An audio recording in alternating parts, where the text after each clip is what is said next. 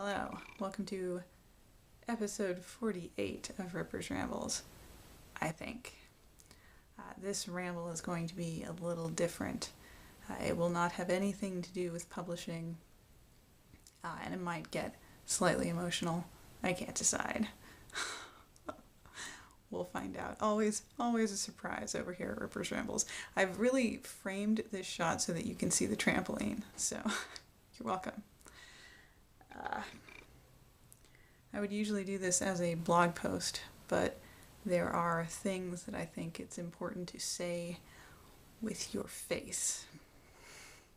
And the things I'm going to say today are those things, I guess. I'm actually really self-conscious about being in the shot with the trampoline because it's like right over my shoulder, like I could be bouncing on the trampoline right now.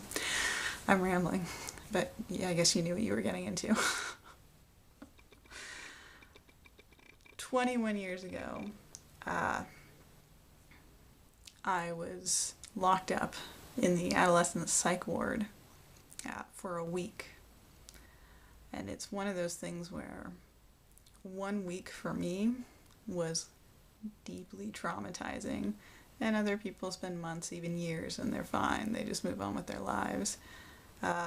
But for me, a week was enough to fill me with a lifelong terror of being locked in places. My time on the maternity ward was not good.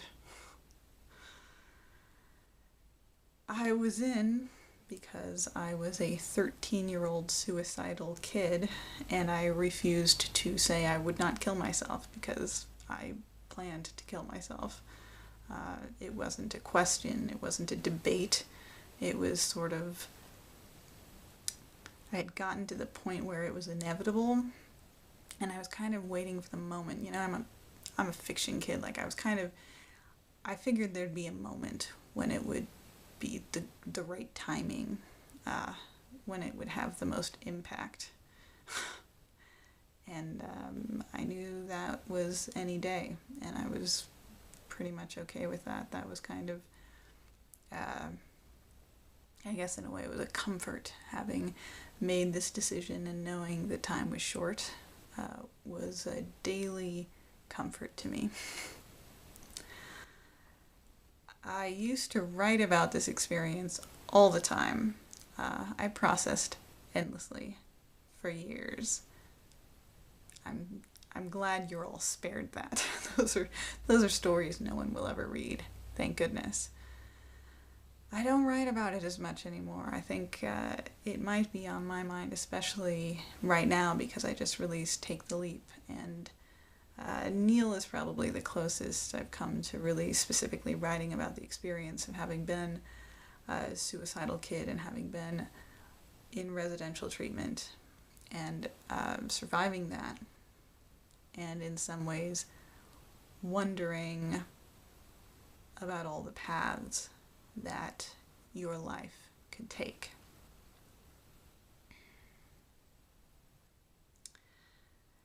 7 days, not a long time. You think you can do anything for 7 days. But man, I remember every minute, and I hated every minute. And when I left, what I knew was that next time I was either going to successfully kill myself or I was going to live.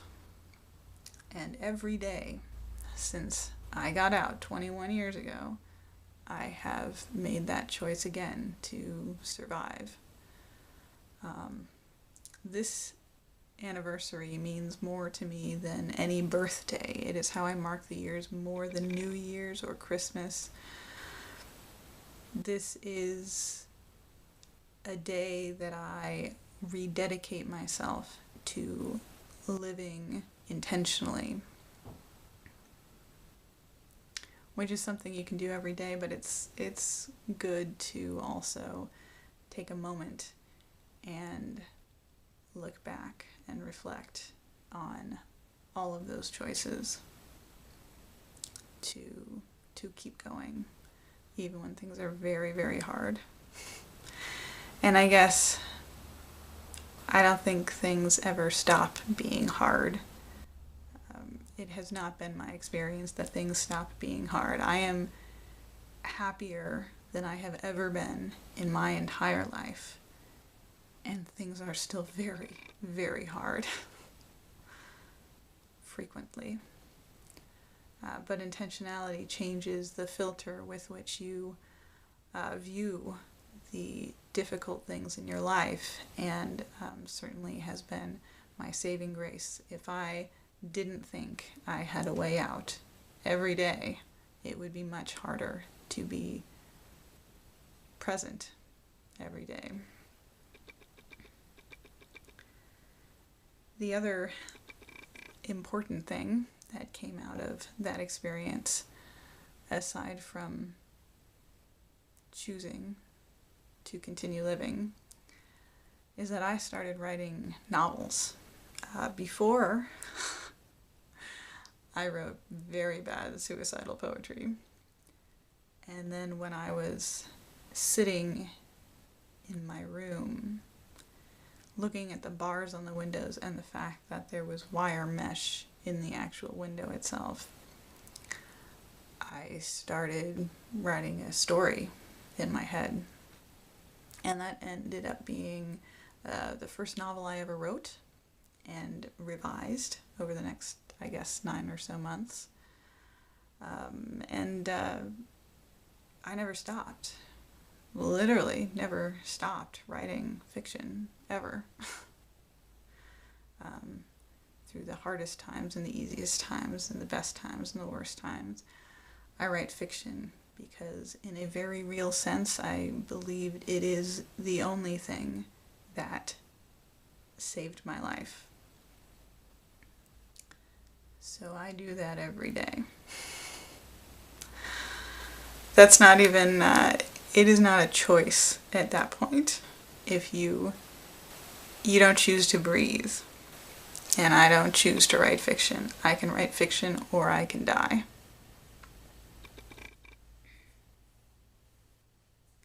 So I guess, rambling on here, 7.5 minutes, I guess it's important to me to tell this story to whatever degree I've told it.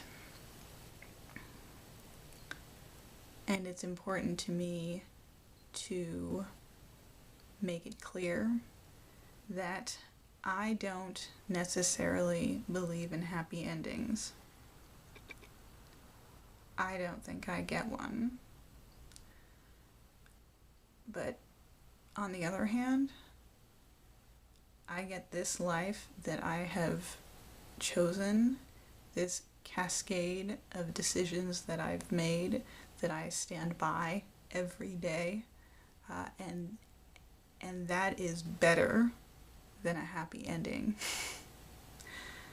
That is the only thing worth living for, because it means no matter what path you're on, you can change your path. So that's, like, inspirational message. There is no happy ending. There's just this. And this has to be something that you are invested in every day. That's the only way it works. That's the only way it works for me. So 21 years. 21 years is a long time. 21 years is a very long time. But I think it's worked out okay. In any case, I was moved to do all this on the video. I think that's important. And I think it is also important to note that you don't know what other people's struggles are, in that you see people every day who have had experiences like mine, had experiences like yours, have experiences like all the other stories that you know. And some of us are very invisible with those stories. So I don't know. as the takeaway, maybe. Or maybe there is no takeaway. But it's 10 minutes now, so I'm going to stop rambling. Man, 21 years, guys. All right. Some of these anniversaries are bigger than others. This feels quite a bit bigger than 20 years did last year. I will see y'all next time I make a ramble. Bye.